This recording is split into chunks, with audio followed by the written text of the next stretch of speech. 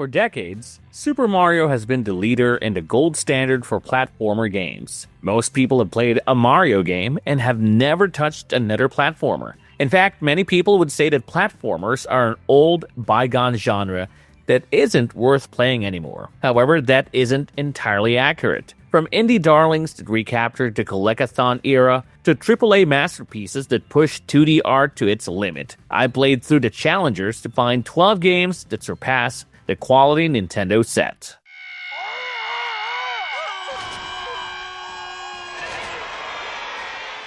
Rayman Origins 2011. Rayman Origins was nothing like any of the other Ubisoft releases of the 2010s when they were releasing brown, overbloomed, gritty action game. Origins was incredibly beautiful and fluid, and danced along to the beat of its OST. The hand-drawn assets have a fluidity and a vibrancy that makes New Super Mario Bros. Look stiff and plastic in comparison. The game abandons the slower, methodical pacing of the original PS1 Rayman for a frenetic, slapstick pace.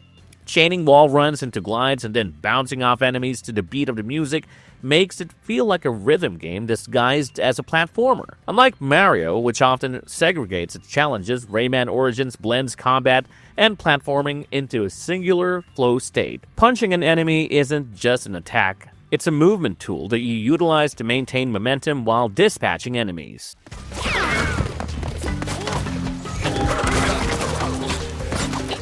Crash Bandicoot 4, It's About Time, 2020. Reviving a franchise that had been dormant and forgotten for so long seemed like it's doomed for failure, but Crash 4 is a masterpiece of level design that arguably did it better than the original trilogy.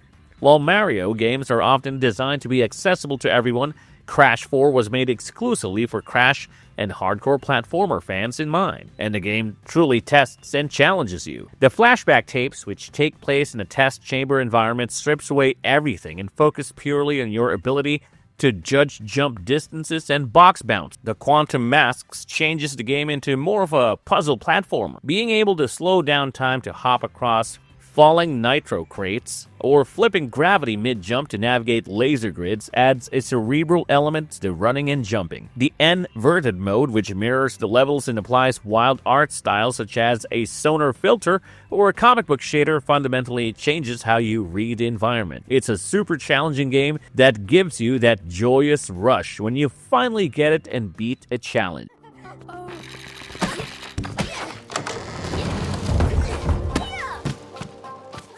Sackboy: A Big Adventure 2020. Little Big Planet was a super populous game defined by its floaty physics, a quirk that was necessary for the creation tools that made the actual platforming feel imprecise. Sackboy: A Big Adventure ditches the creation aspect entirely to focus on a tightly designed isometric 3D platforming experience that beats Super Mario 3D World. First thing you'll notice is the material aesthetic of the game. Everything looks like it's made of real-world materials: felt, cardboard, yarn, and leather. It's a striking design that makes the fantastical levels in reality that feels like a child's diorama. The music is a huge aspect as well. It's not just the soundtrack playing over the level, they synchronize the entire world to the beat. The enemies dance to the rhythm, the platforms extend onto snare hits, and the lights pulse to the strums. You'll jump not just because you need to cross the gap, because the beat compelled you to. It creates a synesthetic experience that Mario's Boppa could never compare to. Rayman Legends 2013. Origins feels like the prototype and Legends is the final release. This game takes everything the previous title did and dials everything it can up to 11. The amount of content in this game puts most other platformers to shame. It even includes remastered versions of the best levels from Origin. I personally believe everyone should experience the Castle Rock level where Rayman runs through a burning castle and everything moves to the beat of Rayman's rendition of Black Betty by Ram Jam, where the developers mapped every enemy placement and jump arc to the drum fills and guitar riffs, turning it into basically an interactive music video. It's an experience that not even rhythm games can capture. It's not just music-focused, as it has combat-focused levels and puzzle-focused ones with large rotating maze platforms and large sprawling maps. Rayman Legends feels like a greatest hits album of the genre. It flows with a kinetic energy that even the best Mario games can't match.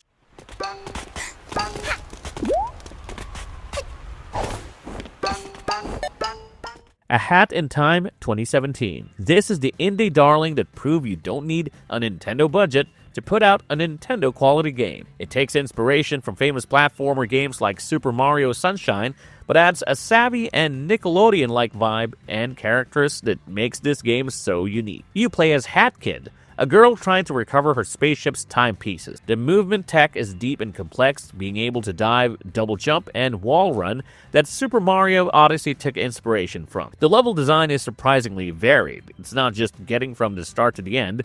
For example, in one chapter, Battle of the Birds, you're infiltrating a movie studio where you have to solve a murder mystery on a train. In Subcon Forest, it turns into a genuine survival horror game. This huge variety keeps the game fresh and ensures players will keep playing and exploring everything the game has to offer.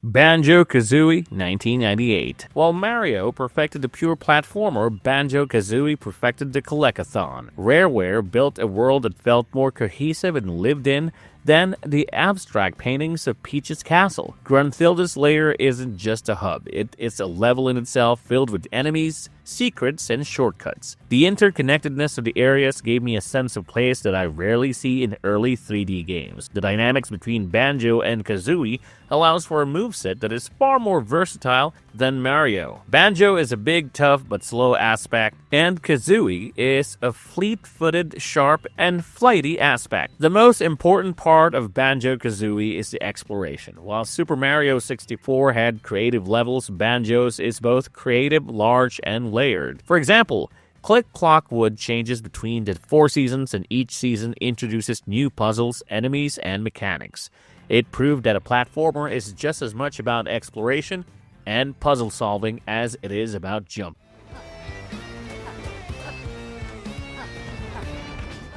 Yooka-Laylee and the Impossible Lair 2019. The first Yooka-Laylee attempted to recreate the magic of Banjo-Kazooie and failed, but this sequel pivoted to a 2.5D style inspired by Donkey Kong Country and managed to nail it. The standout mechanics here is the overworld. In most platformers, the overworld is just a glorified menu you walk across to get the levels. Here, it's a Zelda-like puzzle game. You can physically alter the terrain of the map to change the levels themselves.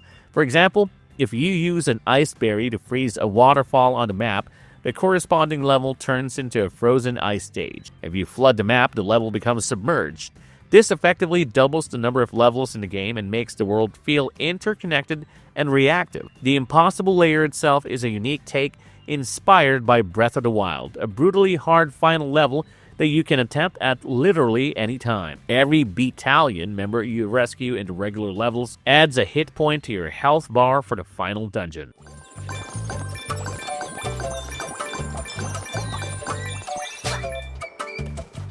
New Super Lucky's Tale 2019. It is important to distinguish this from the 2017 original because the new in the title represents a massive overhaul. They rebuilt the camera system, tightened the controls, and remixed the level. The result is one of the most charming, stress-free 3D platformers I've ever played, which captures the whimsy of platformer. The burrowing mechanic, where Lucky dives underground to slide under fences or attack enemies, is a unique mascot ability.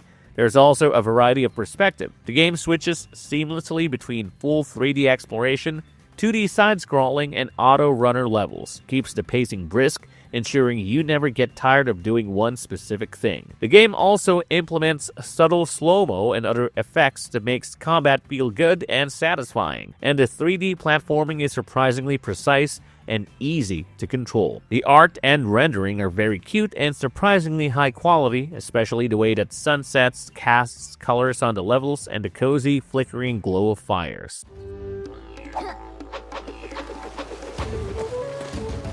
Kays and the Wild Masks 2021. The first thing that jumps out at you when you see Kays and the Wild Masks is the art. The pixel art looks both high fidelity and 16-bit at the same time. The sprite work is incredibly detailed with fluid animations and vibrant, vegetable-themed enemies that are visually stunning. The gameplay feels like it mimics the rolling, bouncing feel of the Donkey Kong Country games, while the levels feel like they're from a Sonic game. Kaze herself looks like a Sonic OC and is designed extremely well and not just a random cartoon bunny. The gimmick here is the wild masks, which transform Kaze into different animals, like a shark, a tiger, or an eagle. These aren't just power-ups like mushrooms or tanuki suits. The levels themselves change to suit the abilities the masks grant. The eagle mask levels require figuring out flight paths, and the tiger mask has more parkour-like levels requiring dashing and wall jumping.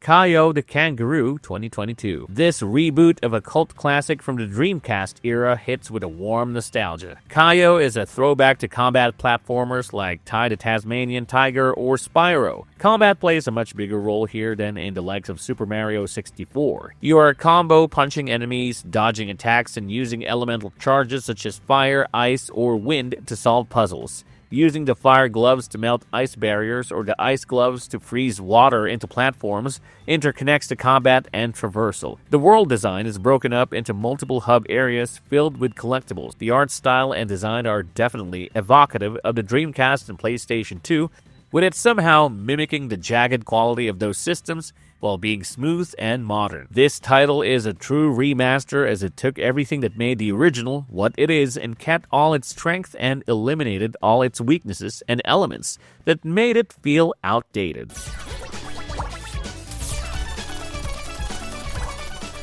Penny's Big Breakaway 2024. When the team behind Sonic Mania decides to make a 3D platformer, you know it'll be good. Penny's Big Breakaway is hyper-focused on one thing: momentum. Instead of just strolling around, stopping, and jumping on head, you use a sentient yo-yo to swing, dash, and ride across the geometry. The learning curve is steep, requiring you to manage both analog sticks as one stick controls Penny, while the other controls the yo-yo. The momentum reminds me of a skating game like Tony Hawk's Pro Skater, because your first priority is mapping out a path that maintains your current speed and momentum, and your second priority is pulling off chains of moves as smoothly as possible. What adds to this skater feeling is the showtime mechanic. By performing combos and maintaining speed without getting hit, you build up points that you can cash in at the end of the level. It's a game that completely changes what a platformer can be, so that it can be more about swinging than jumping.